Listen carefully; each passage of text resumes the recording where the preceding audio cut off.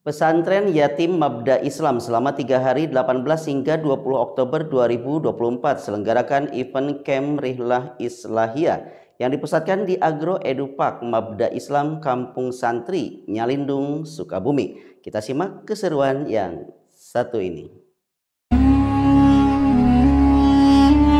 Pemirsa, bertempat di Agro Edu Park Mabda Islam Kampung Santri Nyalindung, Sukabumi, Kak Mal sang pengkisah hadir sebagai salah satu tamu undangan pada rangkaian acara Camp Rihlah Islahiyah yang berlangsung selama 3 hari 18 sampai 20 Oktober 2024. Kehadiran Kak Mal yang memiliki multi talenta ini mampu menirukan 80 karakter suara, dan dengan metode storytelling yang dikuasai Kak Mal tampak sangat menghibur dan mengedukasi hadirin, khususnya ratusan santri, donatur, dan para tamu undangan yang datang dari berbagai daerah, yang diikuti dengan santunan untuk sahabat yatim, menunaikan sholat asar, dan menikmati makanan yang bisa dibilang langka bagi santri ini. Dulu teman-teman dikisahkan dalam Al-Quran surah Al-Fil, seorang yang sombong luar biasa. Kenapa dikatakan sombong? Karena dia membuat Ka'bah tandingan di kota Yaman dan berharap orang-orang yang biasanya datang ke Mekah bisa pindah ke Ka'bah dia. Wush, bangunnya pakai emas deh, pakai intan, pakai permata, dalam waktu singkat Ka'bah selesai. Tapi sayang nggak rame, sehari 2 hari nggak ada yang datang. Ini Abraha nih marah, kurang ajar. Menteri kemari. Baik Tuhan, baik Tuhan, baik Tuhan, baik Tuhan, baik Tuhan. Pikirkan oleh kalian, aku sudah mengeluarkan biaya yang sangat mahal membangun Ka'bah ini, tapi ternyata tidak ada yang datang. Apa yang harus kita lakukan?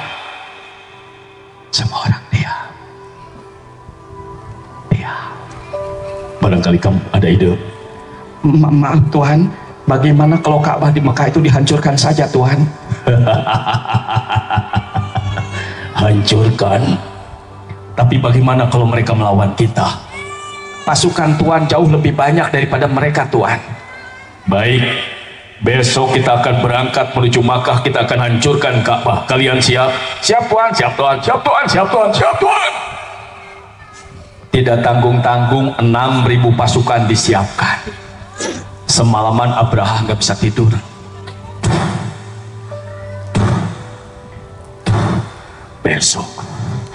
Besok aku harus hancurkan Ka'bah. Sombong, padahal nggak boleh sombong.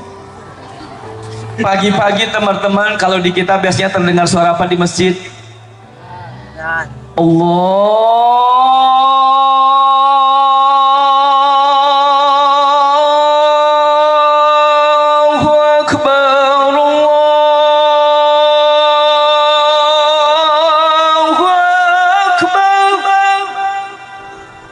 Enak gak?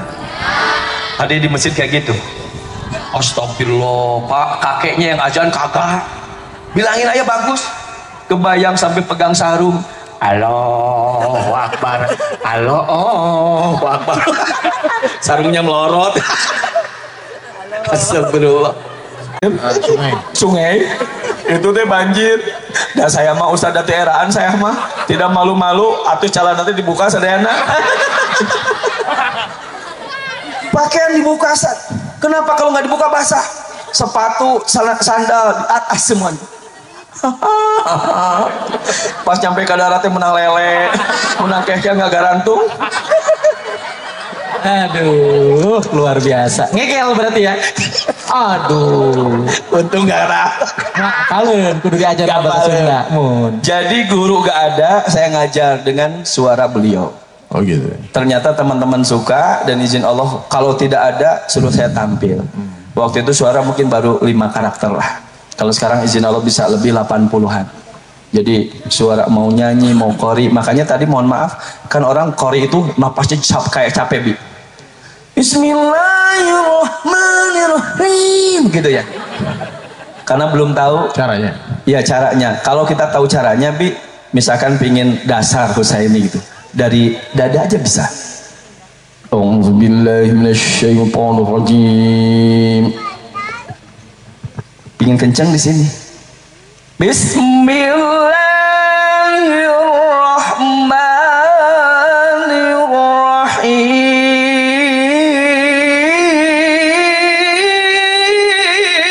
Bismillahirrahmanirrahim. Masya Allah, tabarakallah. Jadi semuanya bisa dilatih.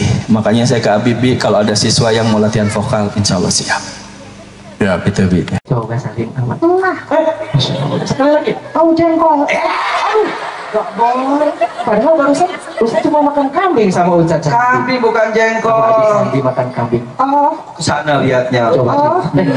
Seneng nggak? senang. Kaset tuh. Kaset. Kaset. Nanti amplop ditambahan loh. Naon nah. Amplopnya. Oh, Aduh, Ahmad kasih banget nih. makasih. Ada giginya nggak coba Ahmad?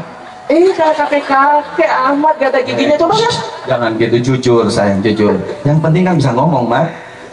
Ayo Mat, buka dulu mulutnya. Sayang, sayang, Mat. Malu, Ini malu. kita acara, Mat. Kita mau acara, sayang, cepat. Ayo dong. Ahmad, Ero, Ahmad ini anak keberapa dari Kak Mal? Anak keberapa? Oh, nangis dia. Kenapa nangis ya, Kak? Tanya anak keberapa? gak punya ibu. Aduh, ayah. Oh, Kan ada Kak Amal, sayang. berarti Ahmad ditinggalku ya. Sabar ya sayang. Mat. Kak Amal kemanapun Ahmad ikut, seharusnya Ahmad bersyukur. Udah. Oh, Anggap Kak Amal bapakmu. udah. Jangan sedih lagi. Ayo, Mat. Masih banyak teman-teman. Ceria dong, Mat. Ceria ya. Ya? Siap. Oke. Pinter gini. Belajar Belajar memang sehari berapa kali belajarnya? 3 kali. 3 kali. Pinter. Kapan? Pagi, siang, Terus malam. 3 kali pagi siang malam belajar. Makan. Aduh, Belajar nggak? belajar. Paginya itu paginya kapan? Pagi sebelum sekolah. Pagi sebelum sekolah. Siang, Pulang sekolah. malam. Sebelum tidur. Masya Allah, pantesan pinter. Boleh nanya lagi? Boleh? Oke. Naon? Encan yang mikir heula orang. Ayo atuh. Ayo atuh. Dengerin dulu. Aduh. Aduh. Belang. Presiden Indonesia yang pertama, Soekarno. yang kedua, Soeharto. ketiga, Habibie. keempat, Gus Dur. kelima, Megawati. keenam, SBY. ketujuh, Jokowi. kesepuluh. Kak Mal. Amin ya Allah. Ahmad, kata Ahmad presiden ke-10 siapa? Lebih keren. Yang Ikhwan. Semuanya. Amin ya Allah ya Rabbal alamin. Abi Menteri Sosial Bi ya. Siap-siap. Sementara itu menunggu tiba waktu maghrib, panitia menggelar bincang senja yang diikuti oleh para pengusaha profesional, inspirator, dan para motivator yang bergabung untuk sharing dan peluang kerjasama dalam berbagai hal sesuai misi Connection and Collaboration. Jadi sebenarnya Camp Rihla Islahiyah ini sudah berjalan, yang ini kedua kali ya. Yang pertama 2 bulan lalu dan sekarang dilakukan juga kedua kalinya, dan insya Allah akan terus berlanjut di bulan-bulan selanjutnya. Dan apa sih esensi dari kegiatan ini? Sebenarnya ini seperti forum orang-orang baik berkumpul dengan cara yang elegan, tidak kaku karena memang suasananya di alam terbuka, tapi juga tentu menambah wawasan, menambah hasanah keislaman, dan juga yang paling penting adalah menambah circle positif di antara teman-teman. Dan kita berharap acara ini bisa menjadi salah satu wasilah teman-teman bisa berkolaborasi dan bersinergi satu sama lain, dan tentunya banyak kebaikan-kebaikan yang bisa digarap di kemudian hari tentunya. Dan ini juga sebenarnya diinisiasi oleh guru kita Ustaz Dari Sulaiman yang kebetulan berkunjung ke pesantren yatim Mabda Islam, dan kemudian beliau melihat suatu potensi yang menarik dan asik untuk dikembangkan menjadi sebuah event berkumpulnya orang-orang baik untuk melakukan kebaikan dan istiqomah dalam kebaikan. Sebenarnya esensinya itu sih. Utamanya sebenarnya memperkenalkan bagaimana bahwa sebuah entitas dakwah kepesantrenan khusus anak yatim, tapi dengan gaya yang mungkin berbeda pada umumnya.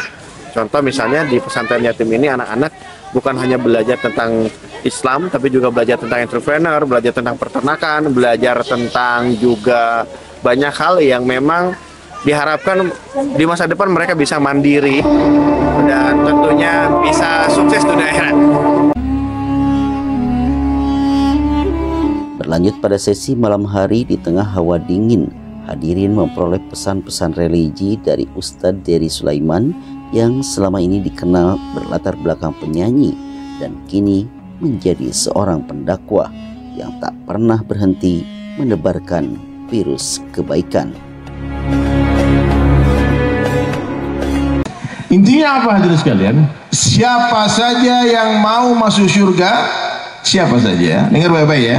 Siapa saja yang mau masuk surga, insya Allah akan masuk surga. Amin ya Allah. Nanti siapa yang tidak masuk surga? Yang tidak mau. Ya.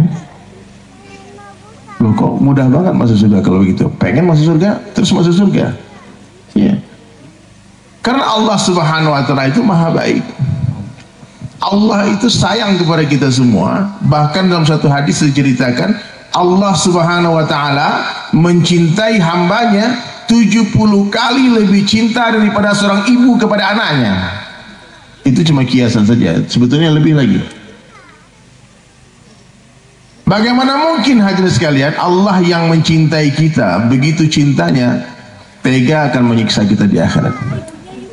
Nggak mungkin kan? Coba, mungkin nggak ibu-ibu mau menyiksa anaknya? Tidak mau. Tapi ada nggak anak-anak yang tersiksa? Ada. Ada nggak ibu-ibu yang pengen anaknya binasa karena narkoba? Tidak ada. Tapi ada nggak anak-anak yang overdosis mati karena narkoba? Saya yakin bapak ibu semua tidak pengen anaknya mati ditabrak mobil, tabrakan eksiden ketika balap-balapan. Loh, dilarang jangan nah. Tapi ada nggak anak-anak yang tabrakan mati kemudian? Apakah itu keinginan ibunya? Tidak. Jadi bila nanti di akhirat ada orang yang masuk neraka, itu bukan salahnya Allah. Itu memang orang itu pengen banget masuk neraka. Wahai manusia, jangan engkau tertipu daya oleh dunia yang fana, sebagai tempat ujian bagi kita. Dunia sementara, akhirat selama-lamanya. Orang kaya mati, orang miskin mati, raja-raja. Tunggu. Wait, semua teriak mati yang keras ya, sama kayak Andra ya. Oke Andra, mati yang keras ya. Orang kaya mati, orang miskin mati, raja-raja, rakyat biasa mati. Semua pergi menghadapi ilahi, dunia yang dicari tak ada yang berarti. Perkara yang paling penting dalam kehidupan manusia adalah perkara iman. Iman itu lebih penting daripada duit, rumah dan kendaraan. Satu orang mati nggak punya duit, Allah nggak marah. Mati nggak punya rumah pun nggak masalah. Tapi kalau mati nggak punya iman, itu masalah. Harga iman dalam pandangan Allah Subhanahu Wa Taala sebesar darah, itu Allah Taala hargai dengan surga yang luasnya 10 kali lipat dunia. Makanya kita semua wajib mengusahakan iman kita. Bagaimana caranya? Nabi Sallallahu Alaihi Wasallam satu hadis, jaddidu imanakum. Kaifa nujaddidu imanana ya Rasulullah? Aksiru min qawli la ilaha illallah.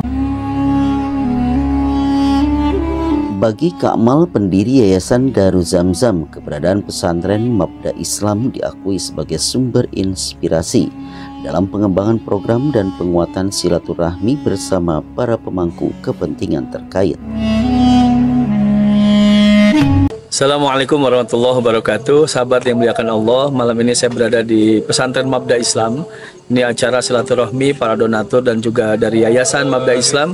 Ini perlu kita contoh karena pimpinan ABI ya di sini beliau mengumpulkan para pengusaha, para donatur untuk saling bekerja sama, bahkan menyambungkan potensi-potensi apa saja yang ada pada diri donatur sehingga nanti bisa kolaborasi menghasilkan uang yang halal, kemudian bisa digunakan di jalan yang halal. Salah satunya adalah seperti Abi Sandi membina anak-anak yatim dan juga pesantren-pesantren buat duafa. Ini tentu harus kita contoh, karena kalau kita punya sumber yang baik, insya Allah pesantren juga akan hidup dengan baik. Itu aja. Jadi saya salut sama Abi Sandi dan teman-teman yang bisa menyatukan para donatur dan juga para potensi yang mau berbisnis bareng-bareng.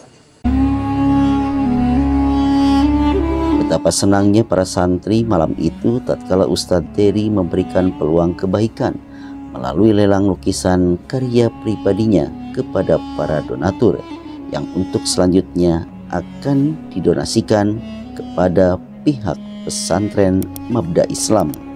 Iman Sulaiman untuk kabar Cianjur TV.